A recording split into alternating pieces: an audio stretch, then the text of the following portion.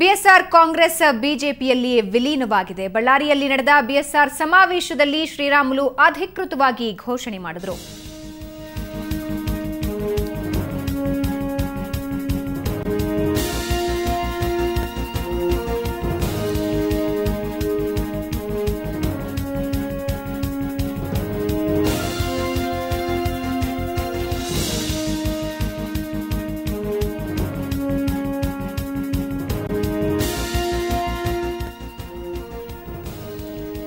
ಪಕ್ಷದ ವಿಲೀನದ ಬಗ್ಗೆ ರಾಮುಲು ಅಧಿಕೃತ ಘೋಷಣೆಯನ್ನ ಮಾಡಿದ್ದಾರೆ. ಇವತ್ತು ಬಳ್ಳಾರಿಯಲ್ಲಿ ನಡೆದಂತಹ ಬಿಎಸ್ಆರ್ ಕಾಂಗ್ರೆಸ್ನ ಸಮಾವೇಶದಲ್ಲಿ ಅವರು ಅಧಿಕೃತ ಘೋಷಣೆಯನ್ನ ನೀಡಿದ್ದಾರೆ. ಮೋದಿ ಪ್ರಧಾನಿ ಮಾಡುವ ಉದ್ದೇಶವೇ ಮುಖ್ಯ ಅಂತ ಹೇಳಿದ್ದಾರೆ. ಬಿಎಸ್ಆರ್ ಸಮಾವೇಶದಲ್ಲಿ ರಾಮುಲು ಈ ಹೇಳಿಕೆಯನ್ನ ನೀಡಿದ್ದಾರೆ. ಪಕ್ಷ ವಿಲೀನದ ಬಗ್ಗೆ ರಾಮುಲು ಅಧಿಕೃತ ಘೋಷಣೆಯಾಗಿದೆ. ಬಿಎಸ್ಆರ್ ಕಾಂಗ್ರೆಸ್ ಬಿಜೆಪಿಯಲ್ಲಿ ವಿಲೀನವಾಗಿದೆ.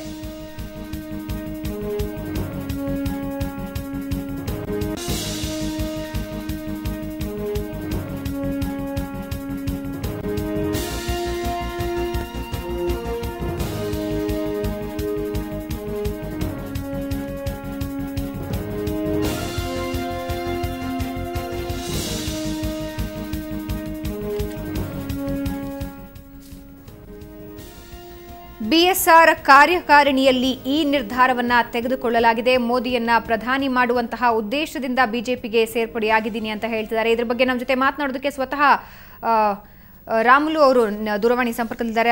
ರಾಮುಲು ಅವರೇ, ಬಿಜೆಪಿಯಲ್ಲಿ ಸೇರ್ಪಡೆ ಅಧಿಕೃತವಾಗಿ ಘೋಷಣೆ ಆಗಿದೆ. ಸೊ ಈ ನಿರ್ಧಾರಕ್ಕೆ ಕಾರಣ ಏನು ಮುಖ್ಯವಾಗಿ?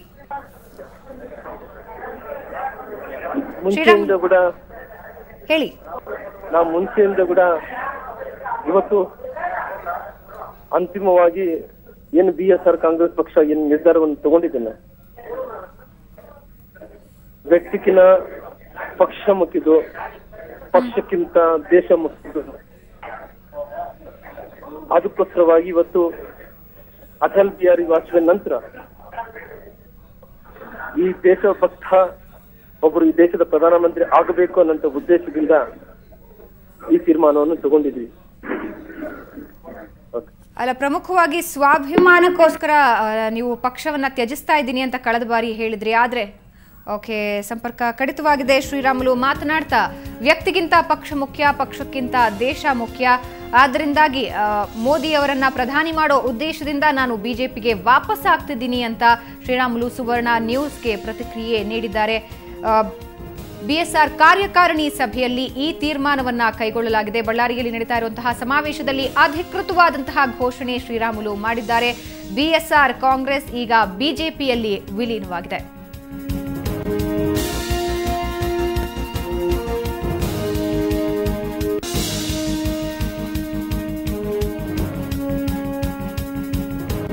ಈ ಬಗ್ಗೆ ಮತ್ತಷ್ಟು ಮಾಹಿತಿ ಪಡೆಯೋಣ. ನಮ್ಮ ಪ್ರತಿನಿಧಿ ಈಶ್ವರ್ ನಮ್ಮೊಂದಿಗೆ ದೂರವಾಣಿ ಸಂಪರ್ಕದಲ್ಲಿದ್ದಾರೆ. ಈಶ್ವರ್, ನಿರೀಕ್ಷೆಯಂತೆಯೇ ಬಿಎಸ್ಆರ್ ಕಾಂಗ್ರೆಸ್ ಬಿಜೆಪಿಯಲ್ಲಿ ವಿಲೀನವಾಗಿದೆ. ಈ ಬಗ್ಗೆ ಹೆಚ್ಚಿನ ಮಾಹಿತಿ ಏನಿದೆ? ಭಾವನಾ, ತುಂಬಾ ದಿನಗಳಿಂದ ಒಂದು ರೀತಿಯಲ್ಲಿ ಬಿಎಸ್ಆರ್ ಪಕ್ಷ ಬಿಜೆಪಿಗೆ ವಿಲೀನ ಆಗೋದ್ರ ಬಗ್ಗೆ, ಪ್ರಕ್ರಿಯೆಯ ಬಗ್ಗೆ ಒಂದು ರೀತಿಯಲ್ಲಿ ಗುಸುಗುಸು ಪಿಸುಪಿಸು ಮಾತುಗಳು ಕೇಳಿ ಬರ್ತಿದ್ವು.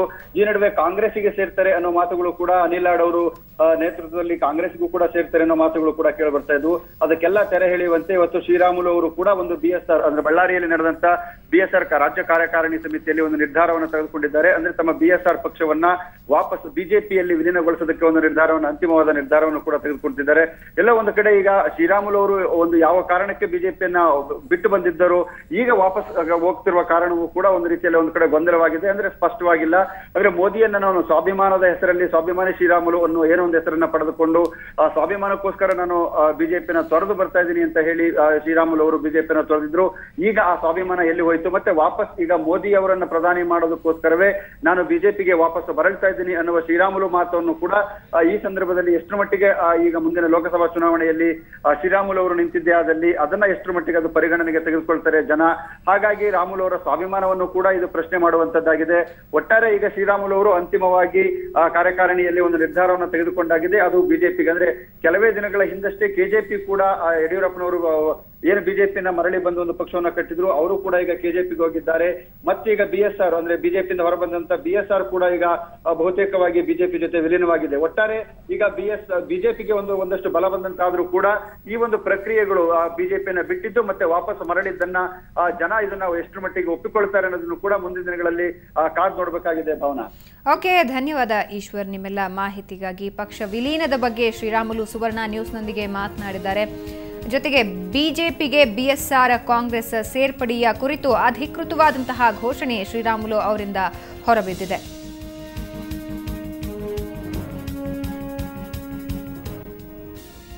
BSR ಕಾಂಗ್ರೆಸ್ನ ಬಿಜೆಪಿ ವಿಲೀನದ ಕುರಿತು ಸೋಮಶೇಖರ್ ರೆಡ್ಡಿ ಮಾತನಾಡಿದ್ದಾರೆ. ಬನ್ನಿ ಕೇಳೋಣ. ಮತ್ತೆ ರಾಜಕೀಯ ಚರಿತ್ರೆಯಲ್ಲಿ ಇನ್ನೊಂದು ಹೊಸ ಅಧ್ಯಾಯ ಪ್ರಾರಂಭ ಆಗುತ್ತೆ. ಅದು BSR ಪಕ್ಷ ಮತ್ತು ಬಿಜೆಪಿ ಜೊತೆಗೆ ಹೋಗಿ ಬಿಜೆಪಿ ಪಕ್ಷನ ಬಲ ಮಾಡಿ ಇವತ್ತು ಪೂರ್ವ ವೈಭವ ತರಲಿಕ್ಕೆ ನಾವೆಲ್ಲರೂ ಕಾರಣಭೂತರಾಗ್ತೀವಿ ಅಂತೇಳಿ ಕೂಡ ನಾನು ಸಭಾಮೂಲಕವಾಗಿ ಹೇಳ್ತಾ ಇದ್ದೀನಿ.